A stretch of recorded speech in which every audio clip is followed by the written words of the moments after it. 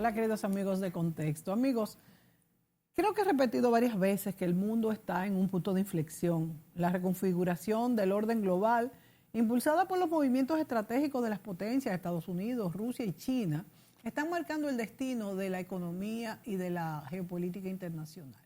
En este contexto, Europa enfrenta desafíos sin precedentes.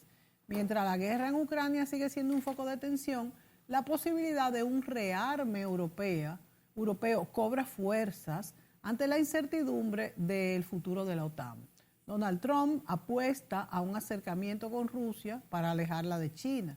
Entonces nos preguntamos si estamos ante una jugada audaz o es un riesgo geopolítico que puede redefinir el equilibrio del poder. En lo interno, Europa también atraviesa crisis económicas y políticas. Alemania, por ejemplo, la mayor economía del continente, ha presentado una fuerte caída, afectando el crecimiento general y generando dudas sobre su liderazgo. La polarización política crece en varios países con el avance de movimientos populistas, tanto de derecha como de izquierda, debilitando la cohesión dentro del bloque. Al mismo tiempo, la presión migratoria y los desafíos energéticos derivados del conflicto en Ucrania siguen generando incertidumbre. Bueno, preguntas como, por ejemplo, ¿estamos en el inicio de una nueva crisis o en un ajuste estratégico de la economía global?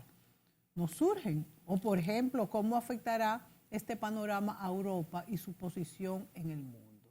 Para analizar estos temas clave, vamos a contar hoy con la presencia del doctor Miguel Dongil, quien, bueno, ya es un asiduo invitado a este programa para ayudarnos así a entender las variables y el impacto de este momento en el futuro del continente europeo. Hola Miguel, bienvenido. Hola Mónica, un placer estar contigo aquí para tratar cualquier tema que tú me propones. Siempre es un placer. Bueno, yo creo que estos temas son bien importantes y que tú desde allá, desde el otro lado del charco, nos ayudes a ver cuál es la visión de ustedes, en este caso, justamente del papel de Europa en este panorama internacional geopolítico. Mira, siempre que vengo aquí contigo, en este espacio, me gusta siempre, como un defecto que tengo como historiador, es siempre intentar ver los hechos, buenos y malos, y sacar unas conclusiones para el pasado, pero también se aplica al presente. Sí. En otro episodio, en otra entrega, vimos el tema, por ejemplo, de la leyenda negra de España en América. Y es muy difícil a veces intentar mantener una posición ecuánime y decir, Sí. hubo cosas buenas y malas, o este es un enfoque u otro. ¿Por qué digo esto? Porque parece que lo más fácil, y la sociedad como está tan crispada, lo más fácil es ponerse o en contra o a favor de algo. Pero intentar Exacto. ver las cosas buenas y malas y que luego dejar a la gente sacar sus conclusiones, pues parece que es complejo. Es verdad. Entonces voy a hacer lo posible por hacer como siempre hago e intentar ver un poco cuál es la posición de Europa y cómo está un poco la geopolítica a nivel internacional. Porque podemos decir que estos 2, 3 últimos años pues han sido bastante complejos en lo internacional y ha habido muchos cambios.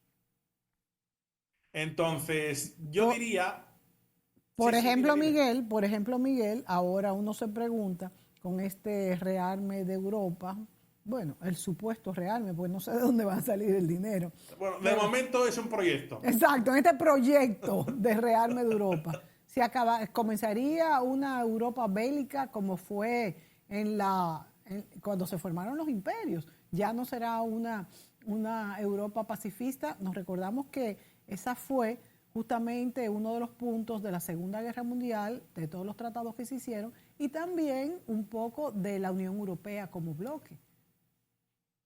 A ver, es que hay que empezar por lo siguiente. Es una cifra tan desorbitada, no sé si Sí, estamos hablando de 400.000 millones de euros. En primer lugar, no existen. ¿De no dónde se van a sacar? existen. No se sabe. Y si se sacasen de algún lado, ni con esas nos pondríamos a la mitad del potencial de Rusia. Entonces, si ese rearme, supuesto rearme, no va a servir de nada, ¿para qué lo vas a hacer? Claro, claro. No tiene ninguna lógica. Hombre, yo entiendo que desde un punto de vista, vamos a decir, de intelectual, ¿no? O el valor civilizatorio de Europa, pues es decir, oye, nosotros tenemos que ponernos al nivel de los demás y defendernos, exigir los derechos de Europa como civilización, etcétera. Pero yo creo que, lamentablemente, digo lamentablemente porque, bueno, soy europeo, yo creo que el tiempo de Europa ha pasado. Yo creo que Europa ya no compite a nivel internacional, no hace 1, 2, 3 años con este acrecentamiento de la tensión con Rusia. Europa no lidera a nivel general hace ya, diría que un par de décadas. Y ahora se está, digamos, está dando, está intentando no ahogarse e intentando como mantener un poco el papel que ha mantenido históricamente, pero creo que es un poco complejo. Y digo complejo porque realmente ahora hay varias potencias a nivel internacional. Estados Unidos, que estaba amenazando una crisis, y con este replanteamiento y reformulación, que lo podremos ver luego, de Trump, está, digamos, dando una maniobra para no ir en descenso y mantenerse en ese primer lugar. Luego tenemos, por supuesto, a Rusia, pero tenemos que tener en cuenta que se están surgiendo otros bloques. Por ejemplo, tenemos a China. Nadie habla de la India, pero es un país muy grande y se está desarrollando económicamente en una tendencia clara al progreso. Y ahora no hay dos frentes como era en la Guerra Fría, los buenos y los malos, unos y otros. Ahora hay varios, 3, 4, uno no sabe muy bien. Y luego hay alianzas que surgen de forma espontánea por aquello de el enemigo el amigo de tu ¿cómo se dice? enemigo. Eso. El amigo de tu enemigo es mi amigo, algo así, Exacto, bueno. sí. Y es una situación un poco, vamos a decir, curiosa lo que se está dando. Quisiera, antes de continuar, darte unas pequeñas pinceladas de cuáles son los principales rasgos que están caracterizando al panorama geopolítico internacional del presente, del 2025. Hemos ya referido, lo he dicho yo, esta multipolaridad. Ya no hay dos grandes bloques, sino que existen muchos. Hay un cierto declive de la hegemonía de Estados Unidos, que es lo que intenta frenar Trump, y veremos si lo consigue a tiempo. Está el ascenso de China. Por otro lado, está este resurgimiento de Rusia a nivel del poderío internacional militar, y también la creciente influencia de otras potencias regionales. Ya dije India, pero también hay que decir que en América tenemos a Brasil. Y vemos como hay muchos polos en este panorama geopolítico internacional.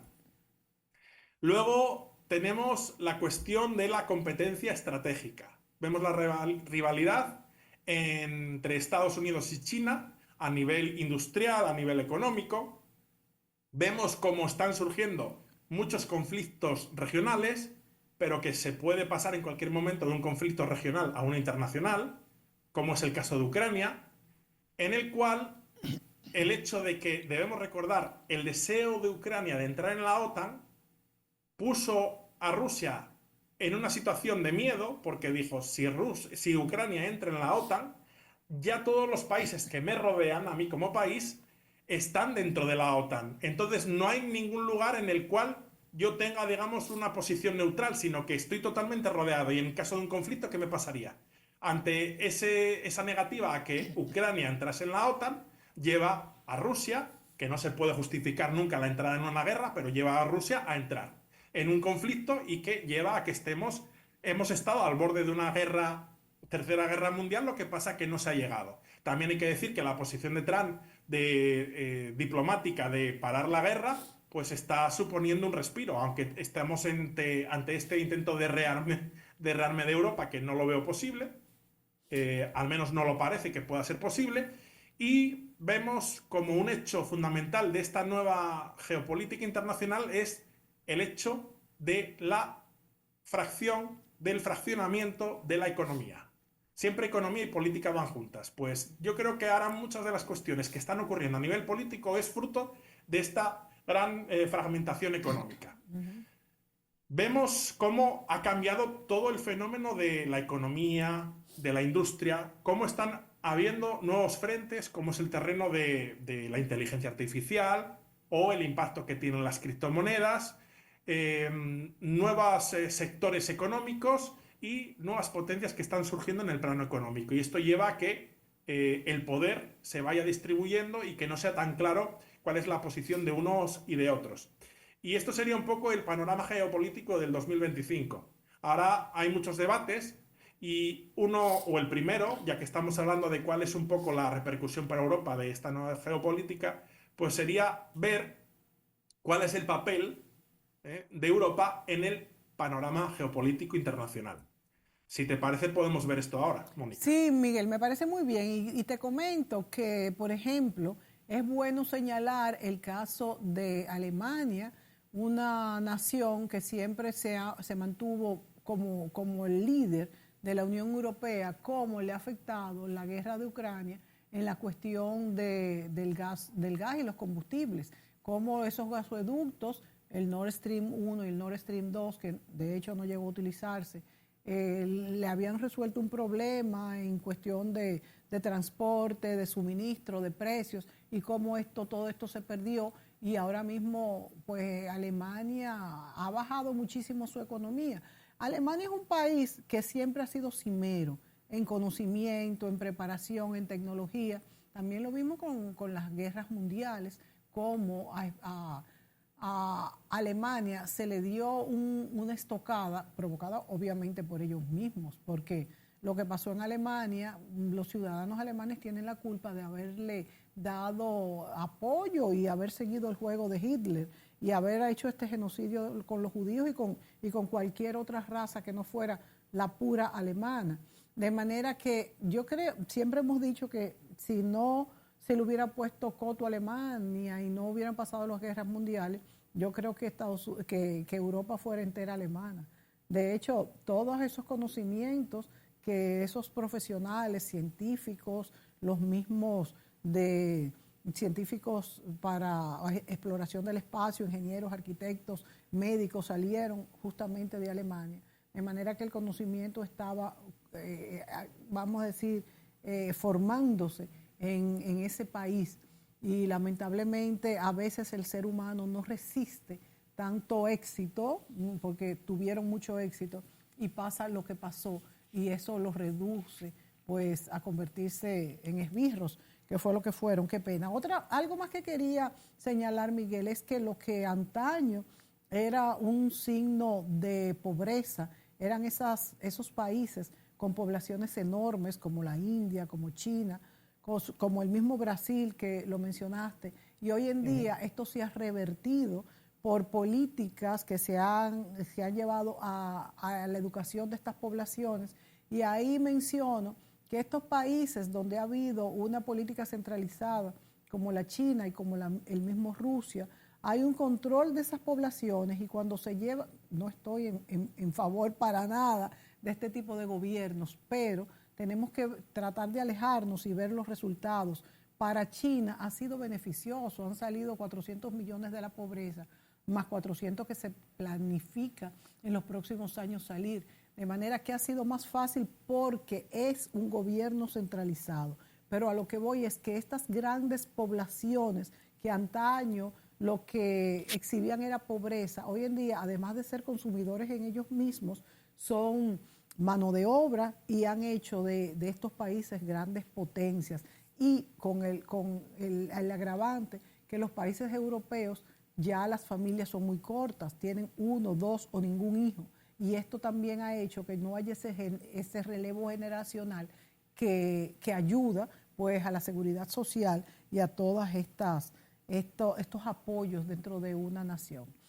Hablas de las alianzas inesperadas, y cuando hablas de alianzas inesperadas es obligado pensar en Rusia y Estados Unidos, y en la reunión que tuvieron en Estados Unidos Zelensky y el presidente de los Estados Unidos, Donald Trump, y el vicepresidente Pence, donde, bueno, todos pensábamos que iba a ir todo muy bien y ya no hay por qué volver a hacer la historia de esta reunión.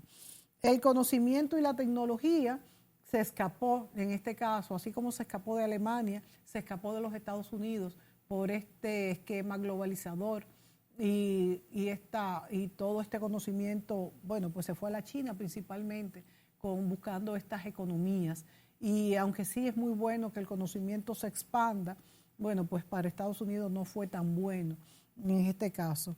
Los grandes bloques han vuelto a ponerse de moda. Ahora Donald Trump ha insinuado, es algo como el rearme de Europa, que dudo mucho que se dé a cabo, pero hasta ha hablado de que Canadá fuera el estado número 52, creo que es. Obviamente eso es más grande incluso Canadá que los mismos Estados Unidos. Y con la idea de Groenlandia, que la verdad sí es un punto muy estratégico para ellos a nivel geopolítico, con Rusia tan cerca y Europa y demás. De manera que tú has hecho un panorama interesantísimo. Estamos viviendo una etapa sumamente interesante, aunque a veces crispa los nervios de cualquiera, porque la vulnerabilidad del mundo en este momento es mayor que nunca. Porque aunque antes había mayores genocidios, mayores guerras, moría más gente, ahora con apretar un botón puede inclusive acabarse toda la civilización. Y esto es un ingrediente que no deja de preocuparnos, aunque haya refugios antibombas y todo eso. En un programa pasado, uno de mis invitados decía que estamos en un buen lugar, nosotros aquí, Miguel, no tú allá en España, en la República Dominicana. Sí. Porque aquí nadie va a querer tirar un misil que cuesta demasiado dinero, no somos tan importantes y no tenemos bases nucleares. Vamos a la pausa y después de la pausa seguimos con Miguel Don Gil en este interesantísimo tema.